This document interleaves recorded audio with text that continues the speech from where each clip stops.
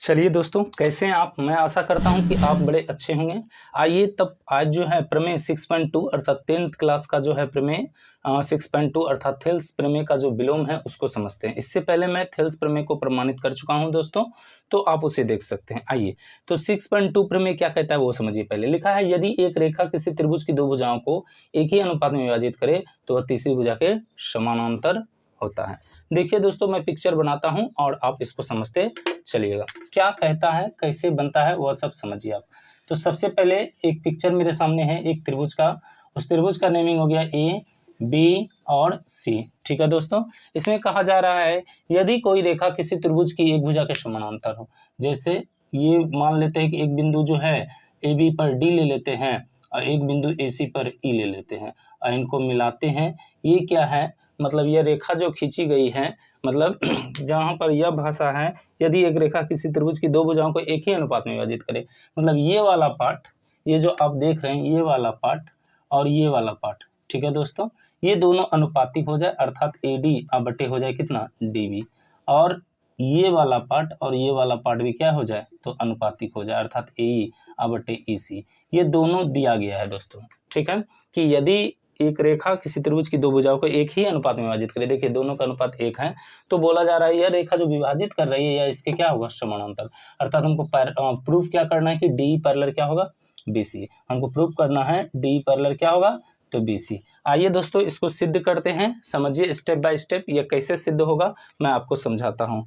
आइए तो इसका जो है सबसे पहले देखेंगे कि हमको गिवन क्या है। ठीक है, दिया क्या है उसके बारे में हम चर्चा कर लेते हैं दोस्तों कि मिला क्या क्या है हमको। तो देखिए कुछ कुछ स्टेप होता है जिसको समझना रहता है।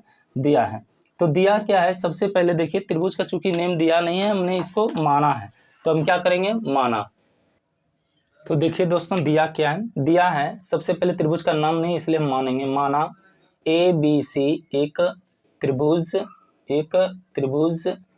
है जिसमें बिंदु जो डी और ई भुजाओं ए बी एवं ए सी पर इस प्रकार स्थित है कि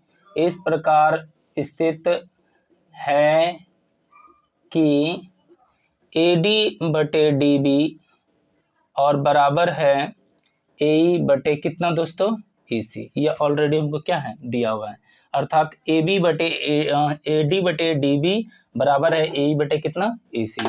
अब दूसरा पॉइंट क्या होता है कि हमको सिद्ध क्या करना है वो देखिए दोस्तों, हमको सिद्ध करना है क्या सिद्ध करना है, तो यहाँ पर जो हमको सिद्ध करना है दोस्तों कि जो डी है वह डी किसके पैरेलल होगा बीसी के पैरेलल होगा, यह हमको सिद्ध कर देना है।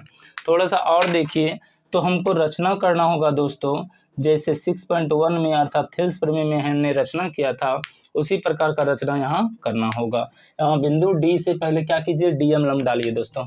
ठीक है, बिंदु डी से डी एम लंब किस पर तो ए सी पर डाला, और बिंदु ई से ई एम लंब किस पर डालेंगे वह जो है ए बी पर डालेंगे दोस्तों।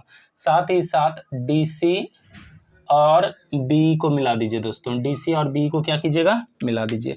यही बात मैं लिखूंगा, बिंदु डी से डी एम लंब किस पर तो ए सी एवं बिंदु ई से ई एन लंब किस पर तो ए बी पर खींचा। ठीक है दोस्तों, ए बी पर खींचा। साथ ही डी सी एवं बी को मिलाया। ठीक है, डी सी एवं बी को मिलाया। अब देखिए दोस्तों, तो हमको अब प्रमाण में सिद्ध करना होगा कि प्रमाण क्या है, ध्यान से समझिएगा दोस्तों। तो प्रमाण में चलते हैं, जो काम हमने उसमें किया है एज इट इज वैसा ही काम हम यहाँ करेंगे, थोड़ा सा लास्ट प्रोसेस में सिर्फ चेंज होता है। क्या है, चूंकि area of triangle A D E का क्षेत्रफल निकालिए, area of triangle A D E बटे area of triangle B D E, ठीक है दोस्तों। तो देखिए ये ADE एक समकोण त्रिभुज है और लंब इसका EN है, तो क्या हो जाएगा, समकोण त्रिभुज का क्षेत्रफल 1/2 आधार, आधार यहाँ से यहाँ तक का त्रिभुज चला ADE, तो आधार हो गया कितना AD, और शीर्षलंब क्या है दोस्तों EN। अब बटे उसी तरह BDE, इसका शीर्षलंब क्या है EN, तो ये हो जाएगा 1/2, आधार क्या हो जाएगा DB और शीर्षलंब कितना हो जाएगा EN। अब देखिए हाफ और हाफ कैंसिल हो जाता है, EN कैंसिल हो जाता है, इसलिए एरिया ऑफ ट्रायंगल जो होगा ADE अब बटे हो जाएगा दोस्तों एरिया ऑफ ट्रायंगल BDE। ठीक है दोस्तों, तो ये क्या हो गया AD अब बटे हो जाएगा DB। ठीक है, उसी तरह से इसका सेकेंड पार्ट देखिए दोस्तों, मैं इधर सॉल्व करता हूँ इसको। ठीक है, तो यहाँ पर क्या हो जाएगा, पुनः देखिए दोस्तों, चूंकि एरिया ऑफ ट्रायंगल, अब इधर चलिए ADE, लेकिन लंब के वाला पार्ट लेंगे DM वाला, ताकि आधार ये बने। ठीक है, अर्थात समझ लीजिए तो AED है, लेकिन हम कॉमन रखने के लिए ADE ही लिख रहे हैं। एरिया ऑफ ट्रायंगल ADE अब बटे हो जाएगा एरिया ऑफ ट्रायंगल इधर से CED। तो यहाँ पर भी सेम बेस है, यह भी एक समकोण त्रिभुज ADE और इसका लंब क्या है DM है, तो ये हो जाएगा 1/2 आधार क्या है दोस्तों AE और शीर्षलंब क्या है तो DM। अब बटे कितना हो जाएगा 1/2। अब नीचे त्रिभुज CED में देखिए तो आधार क्या है EC और शीर्षलंब कितना है DM। अब यहाँ पर हाफ हाफ कैंसिल और DM कैंसिल हो गया दोस्तों, इसलिए लिख सकते हैं एरिया ऑफ ट्रायंगल ADE अब बटे हो जाएगा एरिया ऑफ ट्रायंगल दोस्तों CED। ठीक है, तो ये कितना हो गया वैल्यू AE/EC। ठीक है दोस्तों, अब नेक्स्ट स्टेप देखिए दोस्तों। तो देखिए दोस्तों, अब देखिए ये फर्स्ट वाला फर्स्ट इक्वेशन बनाते हैं और सेकंड वाले को सेकंड इक्वेशन बनाते हैं। अब नेक्स्ट स्टेप जो है मैं इसे सॉल्व कर जो है अगले स्टेप में सॉल्व करता हूं दोस्तों। देखिए यहाँ पर इक्वेशन फर्स्ट और सेकंड को देखिए तो कोई भी चीज कॉमन नहीं दिख रहा है, तो हम यहाँ पर कर क्या सकते हैं, इक्वेशन फर्स्ट और सेकंड से, लेकिन हमको मिला क्या है AD/DB और AE/EC।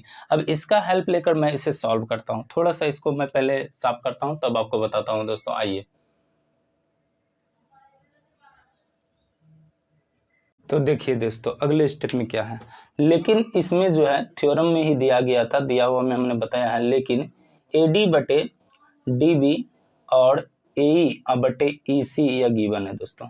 तो ध्यान से देखिए इक्वेशन फर्स्ट में AD/DB बराबर क्या है एरिया ऑफ ट्रायंगल ADE और बटे कितना है तो एरिया ऑफ ट्रायंगल हो गया BDE। ठीक है दोस्तों, AD बराबर DB बराबर में दिया गया है इक्वेशन में ऐसा। अब AE/EC इक्वेशन 2 में देखिए तो वहां लिखा होगा उस AE/EC के बराबर एरिया ऑफ ट्रायंगल ADE अब बटे लिखा होगा एरिया ऑफ ट्रायंगल कितना CED। ठीक है दोस्तों, अब ध्यान से देखिए तो ये पार्ट और ये पार्ट कैंसिल हो जाता है, तो बराबर क्या बचता है, अगर मैं इसको उल्टा कर एक बार में लिखना चाहे तो ये ऊपर चला जाएगा, ये भी ऊपर चला जाएगा, तो हम लिख सकते हैं एरिया ऑफ ट्रायंगल BDE बराबर हो जाएगा दोस्तों एरिया ऑफ ट्रायंगल CED।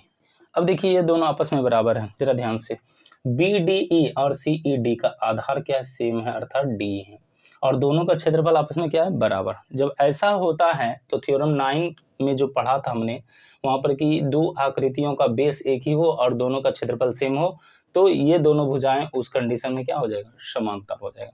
तो हम यहाँ पर लिखना चाहेंगे दोस्तों क्या कि त्रिभुज BDE एवं त्रिभुज CED एक ही आधार DE पर स्थित है